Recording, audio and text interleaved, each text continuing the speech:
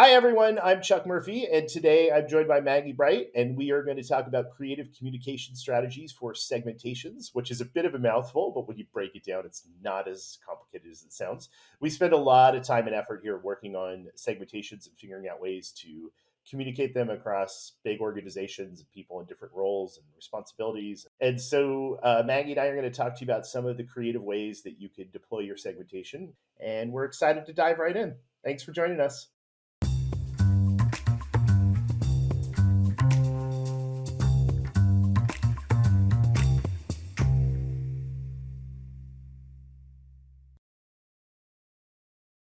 Hi, I'm Chuck Murphy, and I'm joined by Maggie Bright today, and we are going to be talking about segmentations today, one of our favorite topics, and something we circle back around on repeatedly. Um, but I'm really excited. So, I'm super excited too. are you? We're both Yes. coming into this hot too. I mean, Maggie had COVID last week. I was at Universal Studios all day yesterday, which Oh man. I don't think anyone cares about that, but I will say. There's like so many interesting segmentations that could come out of people at Universal Studios or people with COVID. I mean, like think of all the possibilities. Oh, it's funny. That's we have not done a segmentation that incorporates COVID yet. That has to be coming soon. Have you? I mean, we ask questions about that in State of Our Health, so we know we Oh, could that's right. do We have it in something. our health. Okay, okay. We have plenty of data on which to do a segmentation among people who have and have not had COVID, but we have not yet done one. But maybe this is foreshadowing. Oh yeah, we just manifested it. We're gonna get an RFP like later today with like something I have a feeling that we'll just do it ourselves and not even about. for any type of profit. How can I forget that was the state of our health? I'm embarrassed by myself It's all right. I mean, there's a lot in there. It's a good robust study. here. Well, there are a lot of things we could talk about related to segmentation, and a lot of different ways we go. But today we're going to be very, this podcast is still new for us. We're still learning how to do this. But I think our challenge to ourselves today is, can we do a real tight, focused podcast on just communication strategies around segmentation, which seems like a really, niche, nuanced little area. But I'll bet we still find a way to spend at least 30 minutes talking about this. At least. And I have a side challenge to not use the word leveraged too many times because I always say you can leverage your segmentation this way. So, if you Look at if you that. catch me saying leverage over and over again, then someone's going to win a prize, I think. I don't think I use the word leverage very often. That's interesting Oh, that that's a challenge. yeah, I can't stop. I read it in my proposals and just think, goodness, there's so many similes to leverage: utilize, employ, use, but yet leverage. That's all I use. I leverage too much. You're over leveraged. I'm over leveraged. Deep in debt. Over leveraged is how people go bankrupt. Okay, so today let's talk about what we're going to talk about today. So segmentation, like there's a lot of different aspects of segmentation, right? But one of the things, and it's something that has been a specialty of our firm for a long time. So we've done a lot of segmentations over the years, and a lot of times when new companies find us, segmentation is often the reason they find us in the first place. Um, and but segmentation is a really interesting methodology. It's something that is, this may be too strong of a word, but it's polarizing in a lot of ways, right? And I can't tell you how often I've had some version of this conversation, right? And I do a lot of work with technology companies, and so this issue may be more common in technology companies than it is in other industries. But I, someone in the room will say, "Hey, we really need a comprehensive segmentation," and someone else in the room would be like, "Nah, I did that at X company I was at before, and it totally didn't work." And then the whole room, everyone will have an opinion on this, which is very rare for market research. If I bring up something like choice modeling, most people just start to fall asleep, like they would never have an opinion on it. But with segmentation, everybody's got this story of how uh, they did it and it was fantastic, or they did it and it was a disaster. And I always thought that was really interesting that there's these sort of issues with it that a lot of people have had, and then the disaster stories are real. Like you can definitely verify them, and I'm sure, Maggie, I'm sure you've heard a lot of those as well. Is that Yeah. Not all segmentations are created equal is sort of the bottom line on that. And it's funny, a lot of those stories of why things failed have something to do with the research itself. And we won't go into that today because that's a whole rabbit hole that we could go down in terms of how segmentations could be set up and not work. But I think what we wanted to talk about today was assuming you've done really good work, segmentations are still very hard to sell in because in order for them to be really successful, the organization has to kind of buy into this as a framework, as a way of thinking about their category, right? And that is a big communication challenge over and above the research challenge. And in some ways, like I tell people, especially again, I'm biased towards tech companies, and they have very different cultures sometimes than um, other industries. But uh, you know, sometimes the communication part is actually the harder part, right?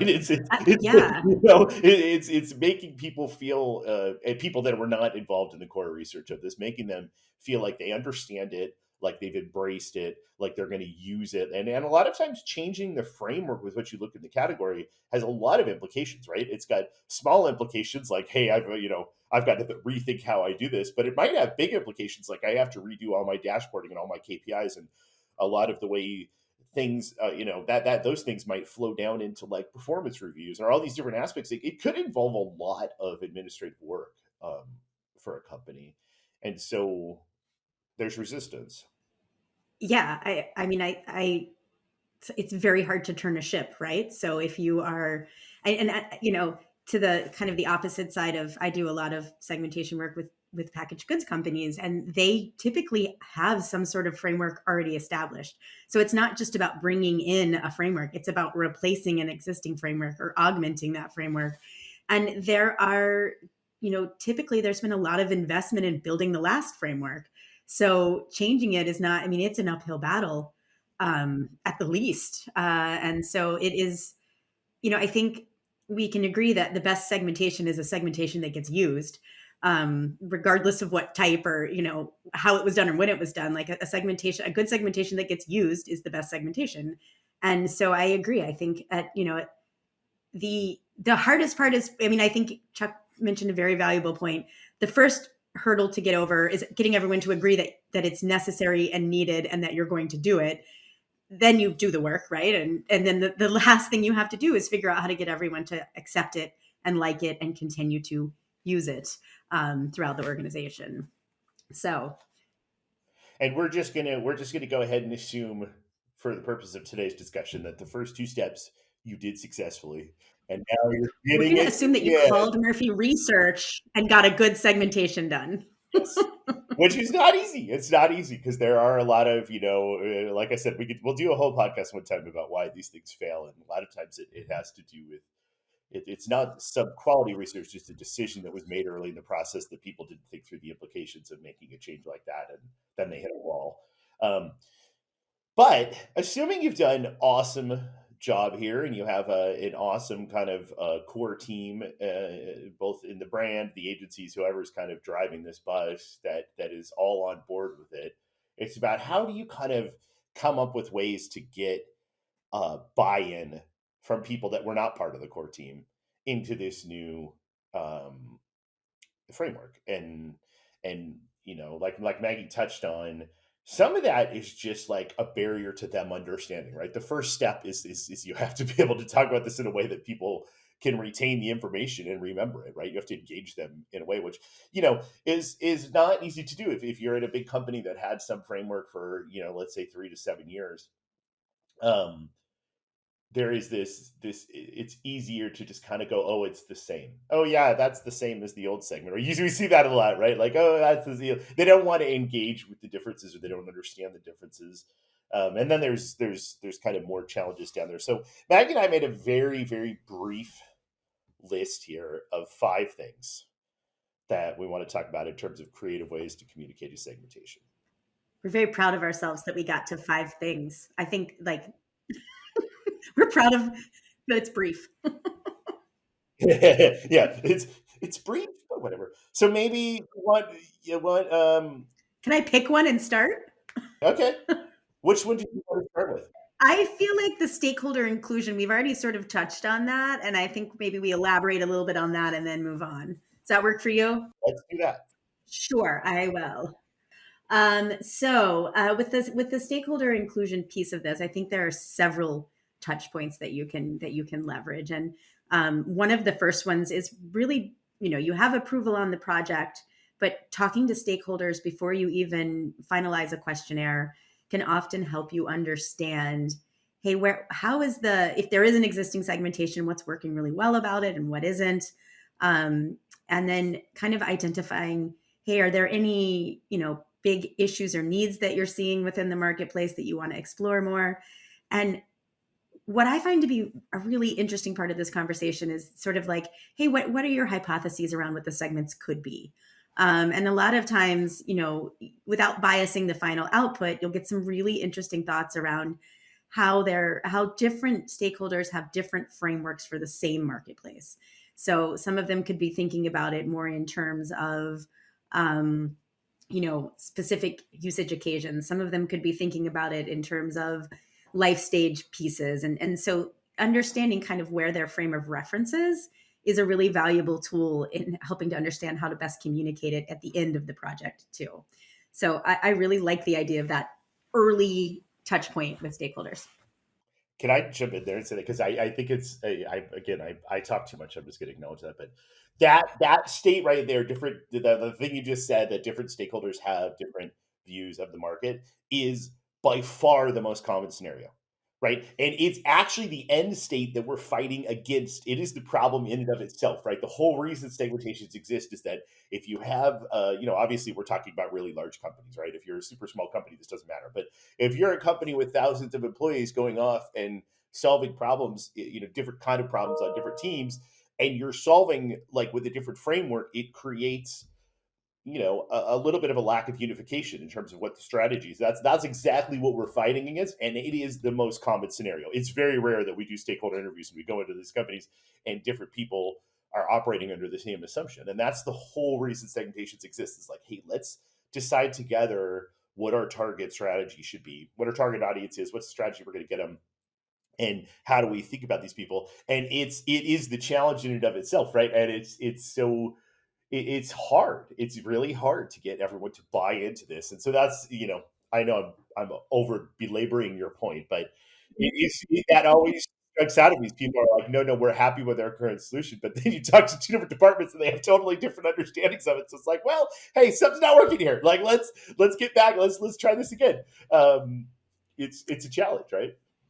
Absolutely. And I think the other benefit that you get out of that stage is you've now invited the stakeholder to be part of the process. And so when you come back later with the solution, they're like, "Oh yeah, you did take my feedback into consideration," or "Oh yeah, this does look a little bit different than I thought," or it becomes an easier sell-in if you've asked questions in the beginning of the people who will ultimately be using this. And I would say like those stakeholder interviews have to go well beyond the insights teams, right? It has to be with it's a cross-functional team that you need to get involved early on, because they're the people who are ultimately going to have to not only use the segmentation but also advocate for it within their divisions. So their buy-in is crucial. And then I think there's could be a million different touch points with stakeholders, but I think there are sort of there's at least one more, and I could maybe advocate for two more.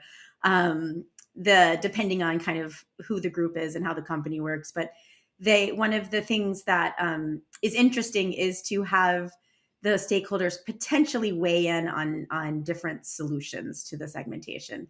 I think that can be kind of a Pandora's box sometimes, but if you have a pretty tight cross-functional team that can kind of say, hey, we can present to them 2 to 3 different solutions, and then they can, as a team, agree on which they'll all make sense statistically speaking and mathematically speaking. But like, is there one that fits their business case better? So I could see bringing stakeholders in on that piece, but I think that's very company dependent because sometimes that's too much, because it gets pretty data intense there.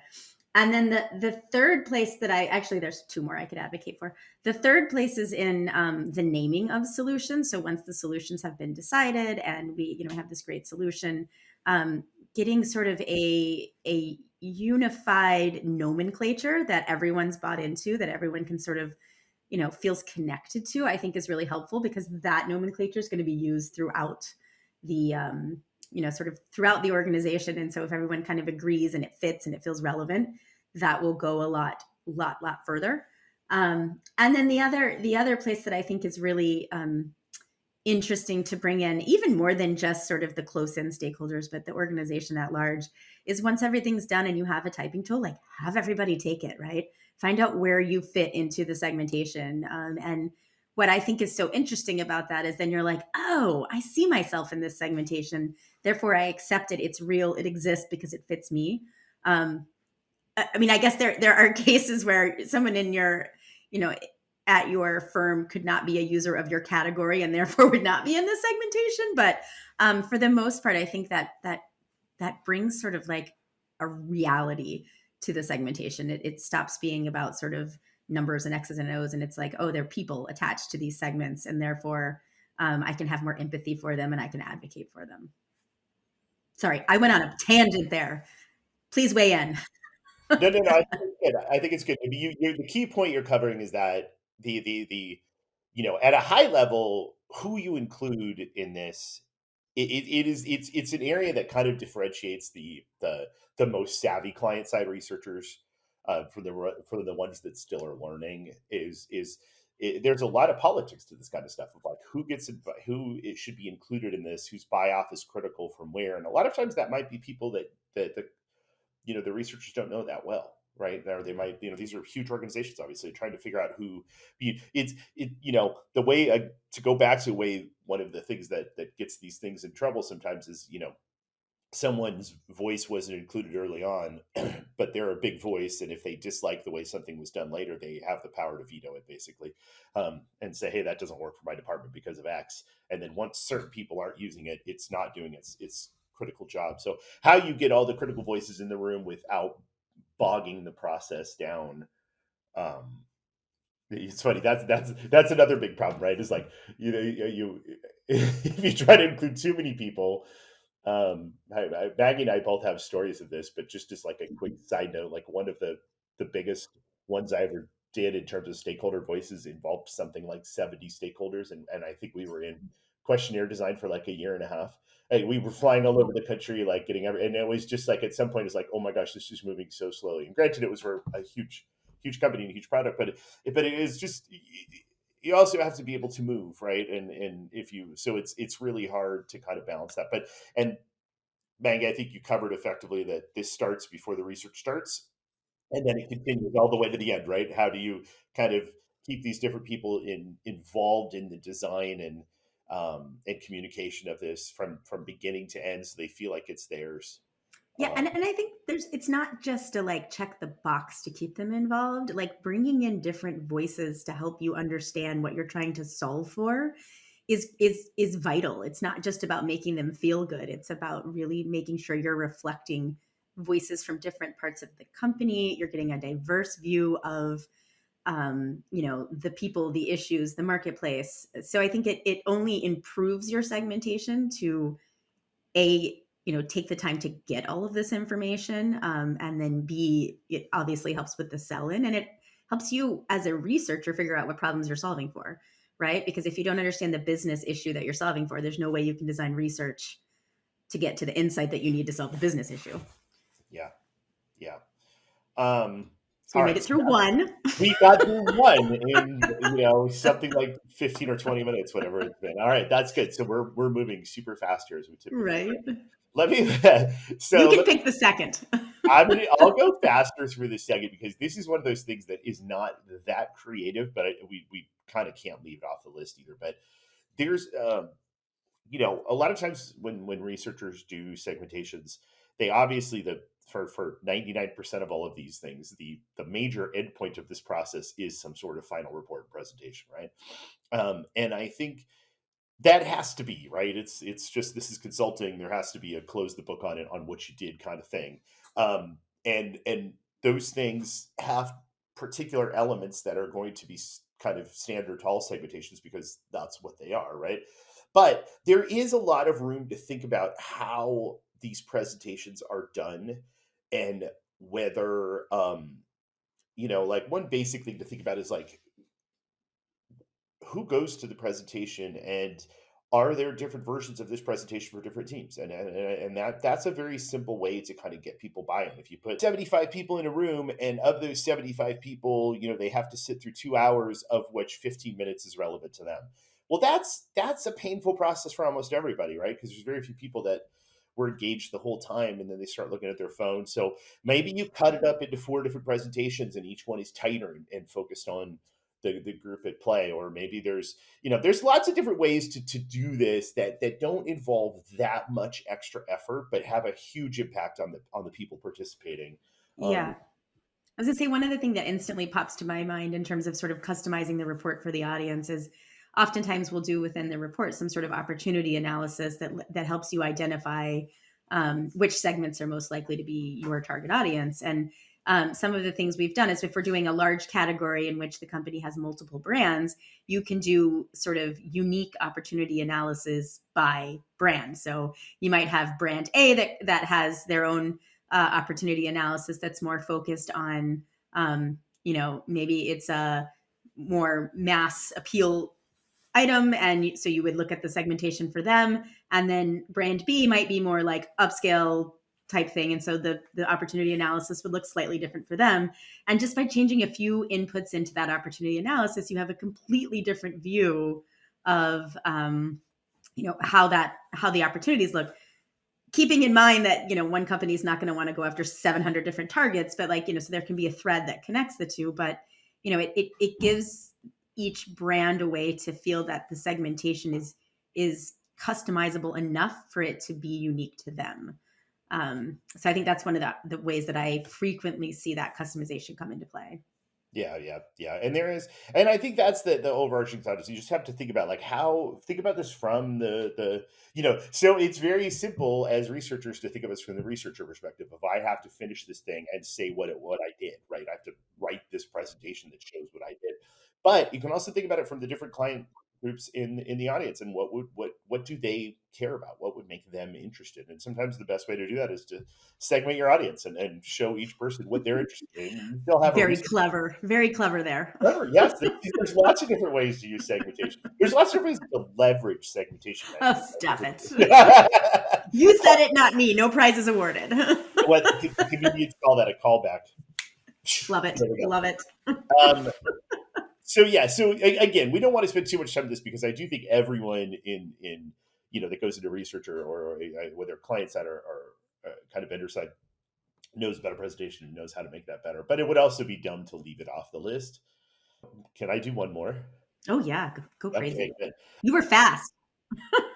And this one is also going to be fast. I'm gonna cross the two easy ones off the list. Nice. Leave me with the hard ones. Thank you. Just so you guys, listeners, know, our goal was to try to do this in a half hour, which Maggie and I have a tendency to talk too much. So it's actually really a challenge for us to only talk for a half hour about something. And right now we're 25 minutes into this and we've covered 2 of our 5 topics. So typical, but I'm working to move quickly. We're moving faster now. We're picking up speed. There you go. So let's also talk about workshops. And workshops could mean a lot of different things. And I think workshops were some of the earliest attempts, at least that I've seen in my career, to kind of really wrestle with this communication challenge. And earlier in my career, when some of these first workshops I saw that would invite like all the different stakeholders. I've been to workshops that had literally hundreds and hundreds of people in them, and there's all different ways to do it, but the general consensus is you're going to take people and instead of showing them some presentation, you're going to immerse them in the segments. You're going to make them, it's a little bit like summer camp style where you're like, every 30 minutes you're in a new exercise, and every single one of those exercises has you somehow immersed in either a target segment or some that you're helping to see the world through that segment's eyes, right? And Yeah. it's all about empathy, right? It's all about like, here we've got these, 7 segments, and each of them sees the world different ways, or each of them has different needs, or whatever they are, whatever you're doing. But you basically take people and you physically put them in those roles. You physically have them doing something together, the whole company or groups of the company. And some people, there's lots of different ways to do workshops. There's whole businesses that this is their focus.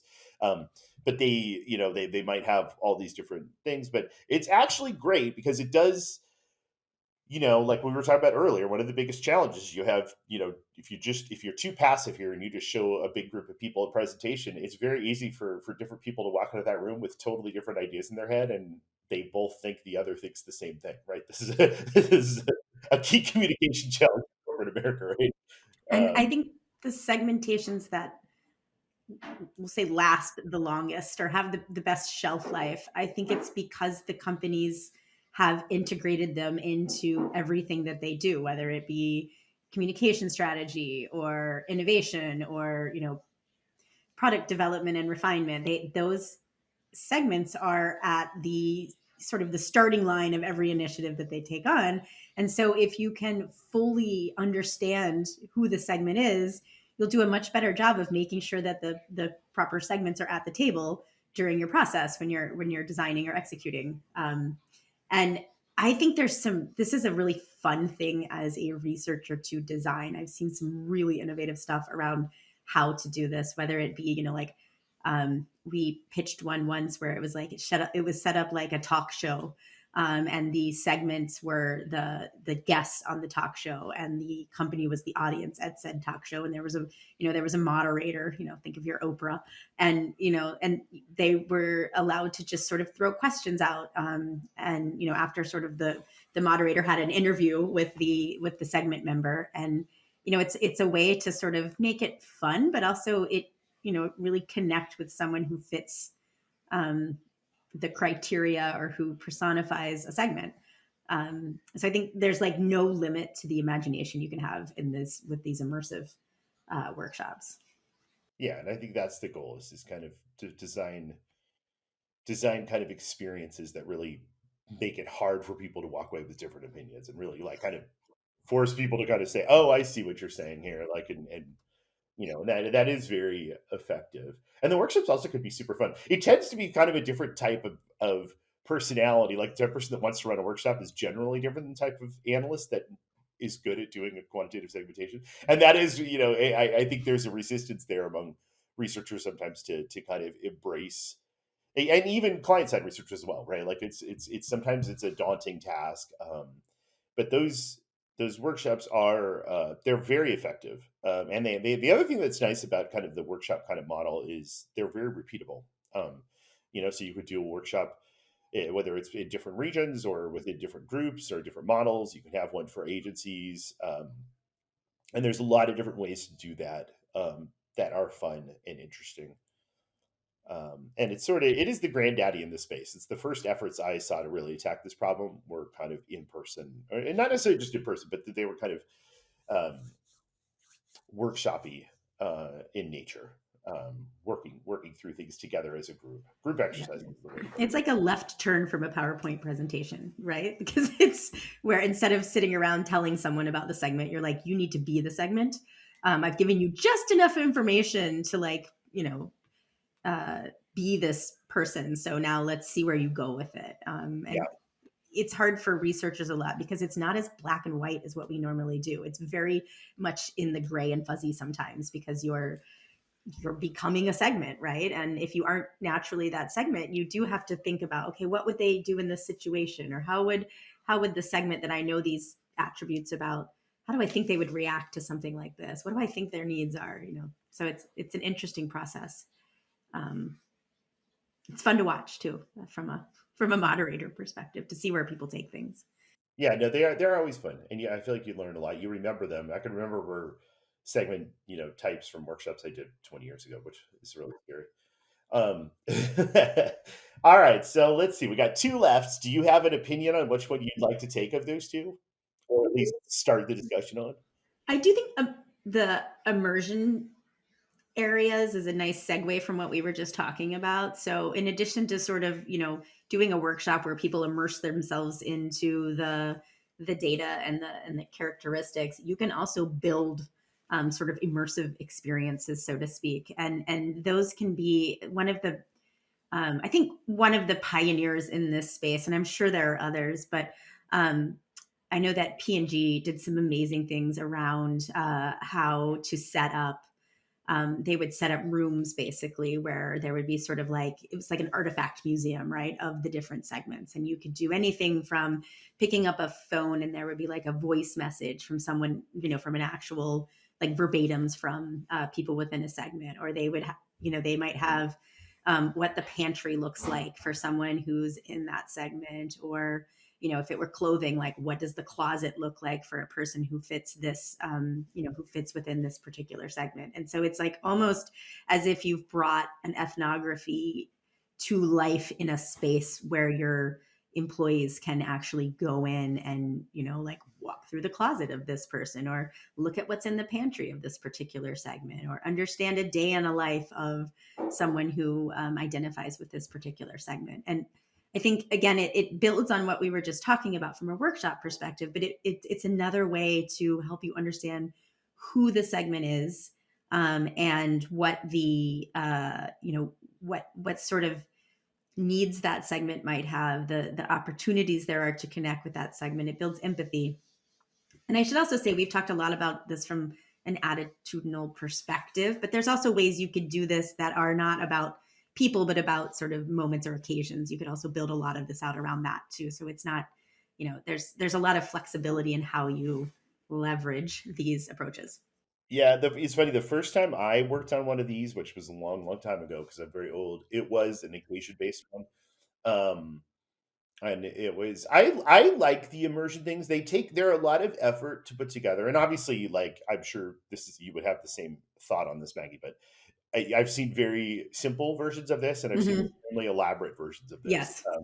And the simple versions are actually pretty easy to put together, right? Because it's not that hard. But for the ones that are meant to stay up for years, it can become quite a process to design and then to kind of execute those designs, Yeah. and but I love the fact that like it's funny because I've done a lots of there's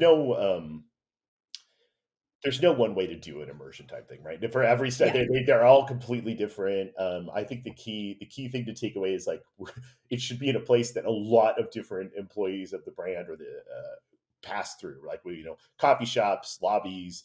So it's like, but it's funny like how we did one of these at a big tech company, and it's so funny because years and years later, people that worked there would be like, "Oh, they still remember those six because it was it was huge. It was a big part of it. It was a very physical space, um, and I think these are really fun tools, and the relative cost is not that high, and it kind of shows that upper management gets the point of this segmentation, right? It's not a box you check. It's a challenge you're given of like how do we get this universal understanding in our employee base of who our customers are and Yeah. what do we need to know about them and you see a lot of different ways to do this with around you see a lot around archetypes and uh, you know things that companies like idea will do or whatever Hmm. um, but it's a really effective communication strategy because it's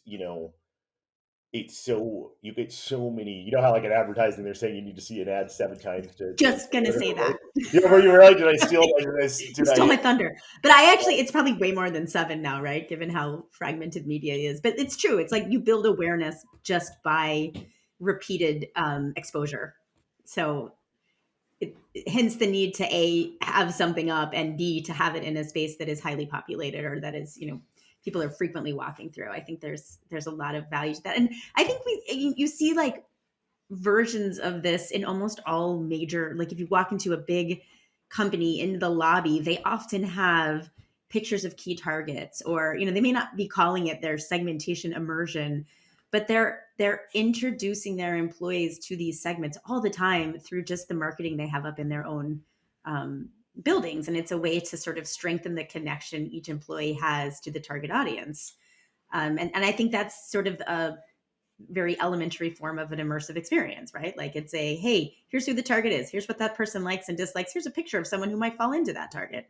Um, I think there can be traps with something that simple, right? Because we all then get like one picture in our mind of who the segment is. So I yeah think, if it requires a little bit more than that. I think 20 years ago, that was how we did it, right? We'd put one picture up and an explanation. We used to actually use segment names that had like real names in them, you know, Perfect Patricia or whatever. And I think that like that is antiquated now, and you would need to do a much more, um, you know, multifaceted view of each segment. But like there are executions of this in place in most companies already, even if they're not actually called that. And so it's just taking those further, I think, if you really want to integrate the segmentation into further into the organization. Yeah. Yeah. No, that's awesome. All right. Should I pitch our number five Do on it. our list today? Go for it. Yeah. All right. So it's funny because this is really a category, not a bullet point, but obviously, in the same way that immersion is meant to be this kind of repeated exposure to something, there's a lot of creative deliverables that have a much longer lifespan that are more evergreen than traditional presentations. Years ago, I was just thinking about this when we started talking about creative deliverables. But years ago, we actually had a creative deliverable that had creative deliverables on it. Do you remember that? So I actually don't. We made at one point. This was actually really rad. We made like a keychain that had 30 different creative deliverables Yes. as like hanging off the thing. I'm not Yeah, it describing was it like very well. the binder ring, and then it had the Yeah, yeah, yeah. laminated cards. We also had a playing deck at some point that had Yeah, it different was like a ones on deck it of too. creative deliverables, Yeah.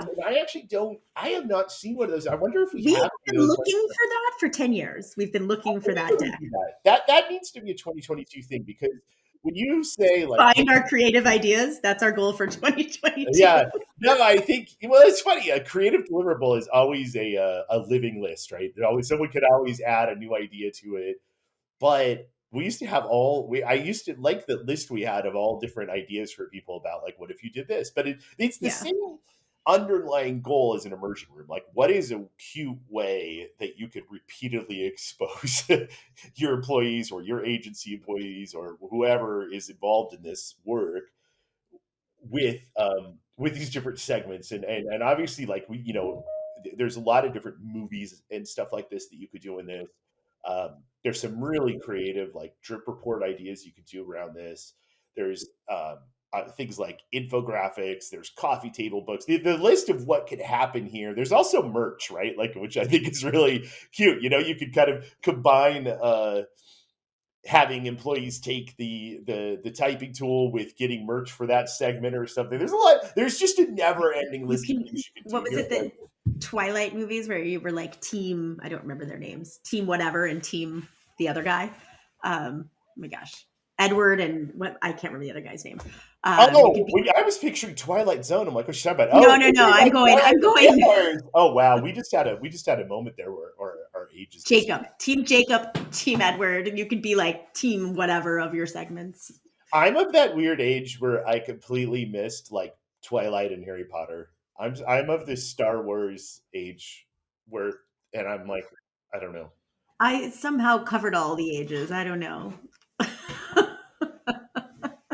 I went through a long period where I didn't have cable, which puts me of a different age, right? That you had to have cable. So I read a lot of books and like Harry Potter books. They those took a while to read all seven. Well, it's funny.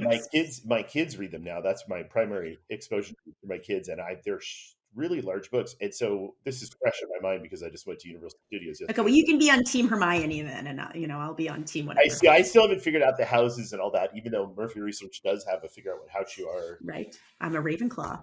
Can't believe you don't know your house. Bringing it back to the segmentation though, like that is a segmentation that has been amazingly well implemented, right? You know your house, you like live by those rules. I mean, it's a typing tool, right? It's an If algorithm. we had $800 million movie budgets and Right. amazing scripts and actors, we really could do the same thing with all of our segmentations, right? Totally. With every single segmentation on every category, right? We could take orange juice to another level if we only had a studio budget. But I will say to move off this tangent back to the main topic, there are a lot of, again, like, one of the things we say here all the time is we focus so much on creativity, but the bang for your buck that you get on some of these creative little things you could do, people can remember them for years, right? And it Yeah. costs you so little time and so little money to come up with like different little ways to kind of memorialize, whether it be a segment, an occasion, an archetype, whatever it is you're trying to get your stakeholders to remember. There's so many things you could do, and it's so funny because like so many people get like close to the finish line, and then the extra tiny little 3% of work, they're like, yeah, that's too much extra work, or that's an extra, $10,000. Like they just Yeah. they stop but shy of this, but it really is so. It makes such a big difference, right? Like for a stakeholder or someone at a company, like the presentation, it's the first step, right? They're just Yeah. seeing it for the first time. So how do you kind of continue to remind them and keep them thinking and empathizing with these different segments or these different audience types, and a lot of times you could come up with some really cute, simple ideas that don't cost a lot and really kind of help breathe life into this long term. Yeah.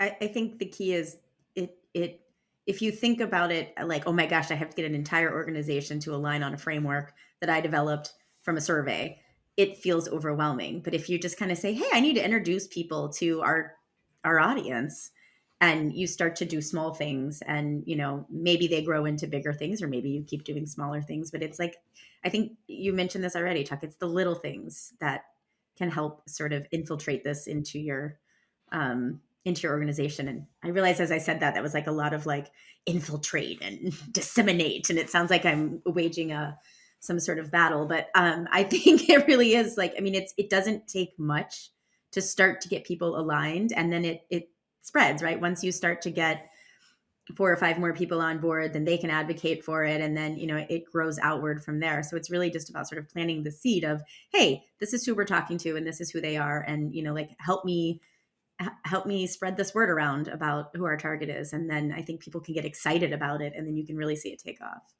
Were you tempted to say, "Help me, help you"? Help me help you. Yes, Help I me, wasn't, but help but you. now I will. Help me help you.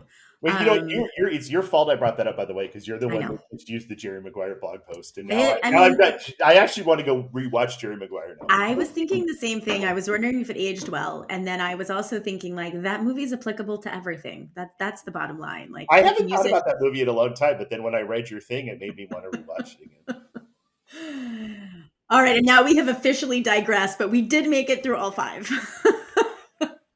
We did, we did. I think this is probably a good place to end, right? We're a little long of our original goal, but for any of you wonky enough to have listened to 40 minutes on segmentation deliverables, thank you.